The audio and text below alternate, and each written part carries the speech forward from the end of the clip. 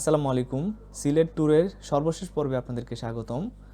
আমরা শ্রীমঙ্গল থেকে মধ্যরাতে ট্রেনে করে চলে আসছি সিলেট শহরে। আমরা ইতিমধ্যে নেমে গিয়েছি, স্টেশন পার হচ্ছি। আজকের ভিডিওতে আমরা মেইনলি হযরত শাহজালাল রহমতুল্লাহ আলাইহির মাজার আপনাদেরকে ঘুরে দেখাবো।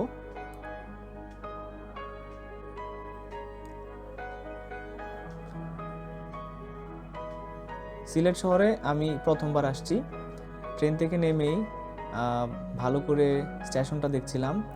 স্টেশনটা অনেকটা কমলাপুরের আদলে তৈরি করা। তো স্টেশনটা বারবার দেখলাম ঘুরে ফিরে।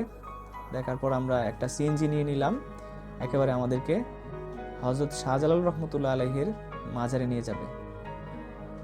তো বাংলাদেশে যার হাত ধরে ইসলামের বাতি প্রজ্বলিত হয়েছিল তিনি হচ্ছেন অলিকুলের শিরোমণি হযরত শাহজালাল রহমতুল্লাহ আলাইহি। আপনারা দেখতে পাচ্ছেন একটা সেতু পার হচ্ছি, দুই পাশ মানে ল্যাম্পপোস্ট জ্বলছিল, খুব সুন্দর লাগছিল। যদিও মধ্যরাত, তবুও কিছু কিছু মানুষ পাওয়া গিয়েছিল। এই ভিডিওটা আমি অনেকদিন ধরেই অনেক আগেই এডিট করে রেখেছি, জাস্ট ভয়েস ওভার দেওয়ার জন্য লেট হয়ে গিয়েছে। যাই হোক, আমরা প্রায় কাছাকাছি। আপনারা দেখতে পাচ্ছেন যে মাজার শরীফের ফটকটা। আমরা সিএনজি থেকে নেমে সামনে এগোচ্ছি, আপনারা দেখতে পাচ্ছেন। আপনাদেরকে কয়েকটা ভিউ দেখাবো আমি দিনের বেলার। এটা হচ্ছে দিনের বেলার ভিউ।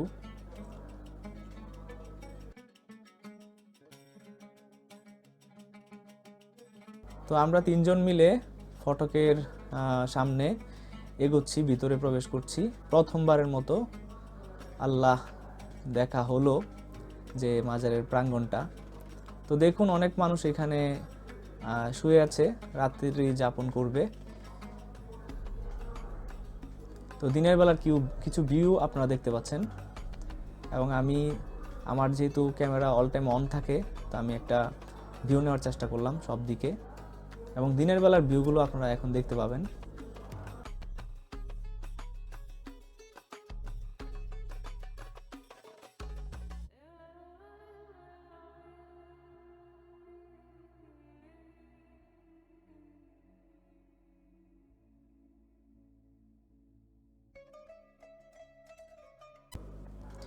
এটা হচ্ছে মাজার সংলগ্ন মসজিদের দৃশ্য। মসজিদটা অনেকবার টিভি তারপরে হচ্ছে পত্রিকায় দেখেছি, কিন্তু এখানে আমার সবচেয়ে খারাপ লেগেছে নারী পুরুষের অবাধ বিচরণ। কর্তৃপক্ষ এটা যেন উপযুক্ত ব্যবস্থা নেয় আর কি।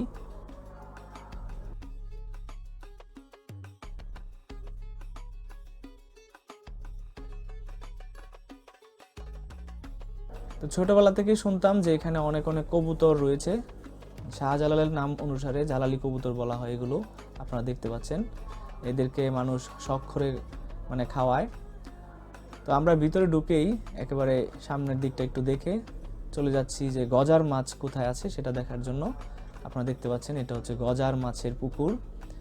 যদিও রাতের বেলা, তবু আমরা যাচ্ছিলাম যে গজার মাছ নাকি রাতের বেলায়ও ওই পাশটাতে দেখা যায়। তো আমরা যাচ্ছিলাম আর কি দেখার জন্য। অনেকের মুখে শুনেছি এখানে বড় বড় গজার মাছ আছে। তো আজকে নিজ চোখে দেখলাম আর কি। অনেক লম্বা লম্বা, 2 হাত 3 হাত লম্বা লম্বা গজার মাছ।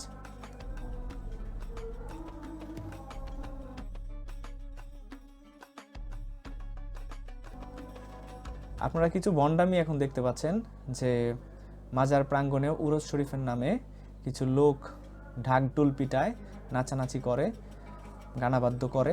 এগুলো সম্পূর্ণরূপে নিষেধ।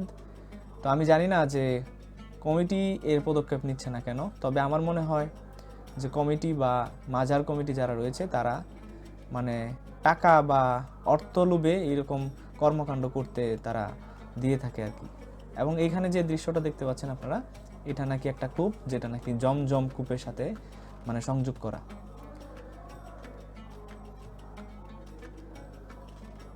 আপনারা কবুতর দেখছেন, গজার মাছ দেখছেন। তো যেটা বলছিলাম, জমজম কূপের সাথে নাকি সংযুক্ত করা ওই কূপটা, সেটা আমার কাছে শুনে হাস্যকর মনে হয়েছে। এবং এখানে অনেক অনেক টাকা পয়সা নেওয়ার দেখলাম। যেটা আসলে আমার কাছে ভালো লাগেনি। যে মাজারে টাকা দেওয়া লাগবে কেন? হ্যাঁ, এই টাকাগুলো কি হয়, টাকাগুলো কে নেয়? মাজারে টাকা দিলে কি ইবাদত হয়, বন্দিগি হয়? মাজারে টাকা দিলে কি মানে গুনাহ মাফ হয়ে যায়? তো এই সবই কি হচ্ছে বেদাত এবং ভণ্ডামি ছাড়া আর কিছুই নয়। তো মোমেন মুসলমান যারা বুঝদার তারা কিন্তু এরকম করে না। আপনারা দেখতে পাচ্ছেন মাছ, ছোট ছোট মাছ যেগুলো মানুষজন কিনে 5 টাকা 10 টাকা দিয়ে কিনে গজার মাছকে খাওয়ায়। আপনারা এখন দেখতে পাচ্ছেন শাহজালাল রহমতুল্লাহ আলাইহির কিছু ব্যবহৃত তলোয়ার এবং খড়ম, এগুলা পাশের একটি কক্ষেই সংরক্ষিত রয়েছে।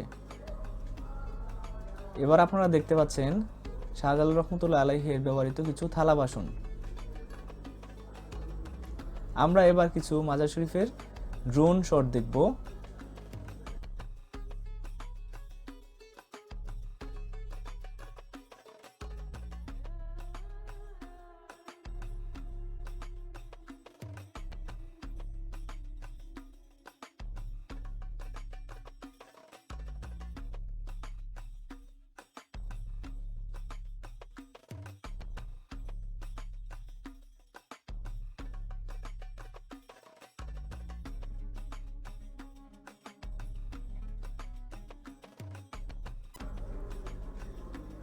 তো মাজার প্রাঙ্গণ চট করে ঘুরে দেখলাম এবং জিয়ারত করলাম।